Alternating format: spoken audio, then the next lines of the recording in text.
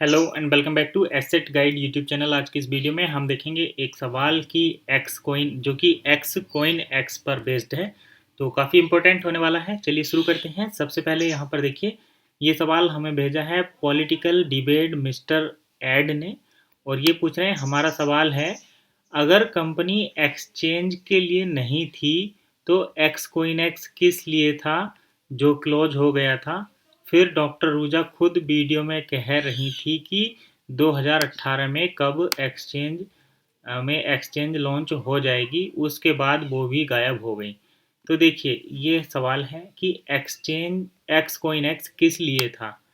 तो x coin x जो product था, कंपनी का जो प्रोजेक्ट था, वो एक्सचेंज के लिए ही था, लेकिन उस समय पर one coin dot EU website थी, यानी कि वो एक अलग पैटर्न था, अलग कंपनी थी, सब कुछ अलग था। तो वन कॉइन के लिए एक्सचेंज वगैरह सब कुछ थी। अभी ना ही वन कॉइन है और ना ही एक्स कॉइन एक्स है, ये रीब्रांड हो चुका है वन कॉइन से वन में।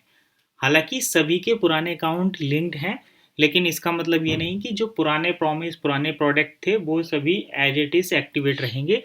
सारे प्रोजेक्ट चेंज हो चुके हैं, अभी रीब्रांडिंग हो चुकी है। तो आप जो भी अपने सिस्टम पर देख पा रहे हैं, आपको क्वांटिटी भले से ही सेम दिखती हो, लेकिन एक्स कोइन एक्स अब एग्जिस्ट नहीं करता और ना ही फ्यूचर में करेगा, क्योंकि एक्स कोइन एक्स जो प्रोजेक्ट था वो एक्सचेंज के लिए ही था। लेकिन अभी जब पहले तो वन कॉइन की ट्रेडिंग भी होती थी दूसरी करेंसी के साथ, लेकिन अब ट्रेडिंग ही नहीं होती, तो इसलिए एक्स कॉइन एक्स भी नहीं है। और ये कब का बंद किया जा चुका है, ये शायद 2017 में बंद किया था। आगे है जो डॉक्टर रूजा ने खुद वीडियो में कहा था कि 2018 में एक्सचेंज लॉन्च हो जाएगी। तो ये बिल्कुल आपकी सही बात है। डॉक्टर रूजा ने कहा था 2018 में कि मतलब एक्सचेंज जो है वो लॉन्च हो जाएगी, लेकिन एक्सचेंज लॉन्च नहीं हुई। और जैसा आप कह रहे हैं, उसके बाद वो भी गायब हो गई, तो रूजा इग्नोटोवा भी गायब है। फिर 2019 में कंपनी ने खुद अनाउंस किया किया कि इस साल में एक्सचेंज लॉन्च हो जाएगी। We are one step away from exchange. जी हाँ, ये 2018 के एंड में था कि we are one step away from exchange, ऐसा सभी के पास मेल आया था। और ऑफिशियल मेल आया था, न्यूज़ लेटर में भी कहा गया था कि हम बस एक स्टेप दूर हैं, सारे सब कुछ हमारा रेडी है एक्सचेंज के लिए। लेकिन 2018 से 2019, 20, 21, 22 आ चुका है, 22 भी एंड होने वाला है, और ना ही आपको एक्सचेंज कहीं पर दिखती है, ना ही हमें कहीं एक्सचेंज दिखती है।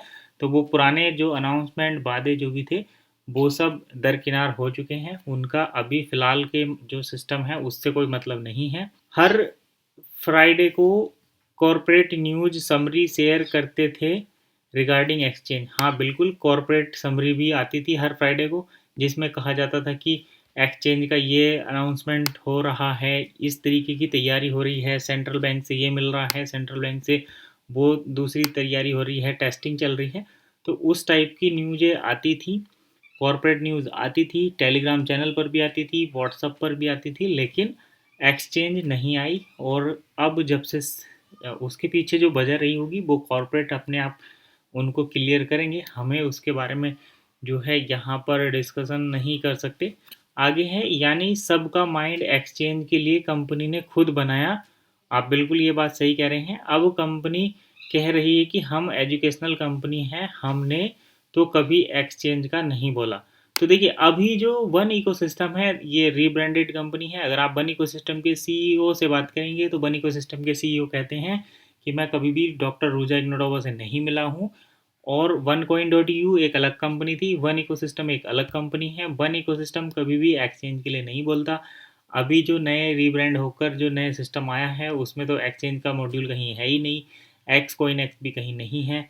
सारी कुछ चीज़ें अपडेट हो रही हैं। अभी वन इकोसिस्टम का जो वेबसाइट है, वो जैसे ही अपडेट होगा, आपको सारी चीज़ें वहाँ पर देखने को मिलेंगी और काफ़ी कुछ क्लियर हो जाएगा।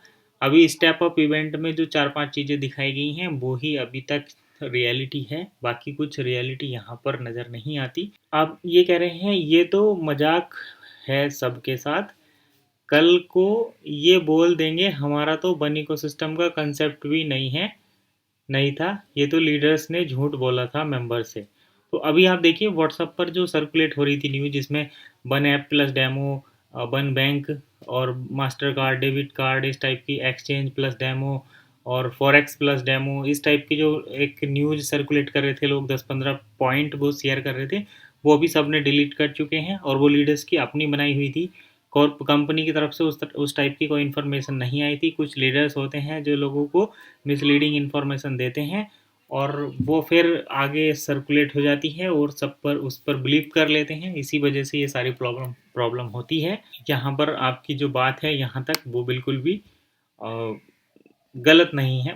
काफ़ी हद तक आपने जो बात की है वो सभी सही बात की है और आपने सभी पॉइंट को रखा है जो कि एक्चुअल में इसी तरीके से घटनाएं घटी हैं। अगर किसी को भी जो हमारी ये वीडियो देख रहे हैं ऐसा लगता है कि इसमें एक भी बात यहाँ तक मिस्टर एड ने गलत की है तो आप कमेंट करके उसको करेक्ट कर सकते हैं, ताकि हम उस इंफॉर्मेशन को दोबारा से सभी के साथ शेयर करें। अभी तक मेरी इंफॉर्मेशन के अकॉर्डिंग, क्योंकि मैं लगातार आपके साथ शेयर करता हूँ न्यूज़ और मैं भी जो ऑफिशियल न्यूज़ चैनल है उनको फॉलो करता हूँ, तो मैंने कहीं पर भी इस टाइप की इंफॉर्मेशन यही इन्फॉर्मेशन है जो यहाँ पर लिखी हुई है। सब कुछ स्टेप बाय स्टेप प्रोसेस ऐसे ही है। एक्स कोइन एक्स का भी यही था, डॉक्टर रुजैक नोटोवा का भी यही था। वन स्टेप अवे एक्सचेंज से ये भी बिल्कुल सही इन्फॉर्मेशन है। बाद में जो कॉर्पोरेट न्यूज आई थी एक्सचेंज के रिगार्डिंग वो भी ठीक था।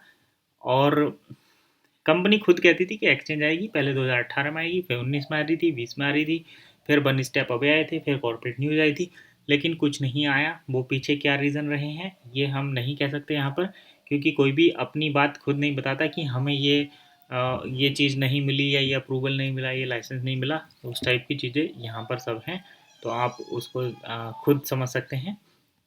आगे देखिए, अगर कंपनी मर्चेंट के कॉइन लिक्विडेट ही नहीं कर रही तो मर्चेंट ओनर पागल तो नहीं है कि वो बन को एक्सेप्ट करेगा। सही बात है। देखिए, अगर कंपनी मर्चेंट के कॉइन को लिक्विडेट नहीं करेगी तो कोई भी मर्चेंट पागल नहीं है जो वन कॉइन को एक्सेप्ट करेगा। आपकी इस बात में दम है, क्योंकि बिजनेस को चलाने के लिए एक पूरा सर्किल रहता है जिसमें रॉ मटेरियल भी परचेज करना पड़ता है, उसकी मार्केटिंग रॉ मटेरियल की मैन्युफैक्चरिंग करनी पड़ती है, मैन्युफैक्चरिंग के बाद उसको ट्रांसपोर्ट करना पड़ता है, ट्रांसपोर्ट और मार्केटिंग करनी पड़ती है, मार्केटिंग के बाद सेल्स होती है, सेल्स के बाद जो रिवेन्यू जनरेट होता है उसी रिवेन्यू का दोबारा से इस्तेमाल होता है रॉ मटेरियल बाय करने के लिए, एम्प्लॉय की सैलरी देने के लिए, सिस्टम को मैनेज करने के लिए।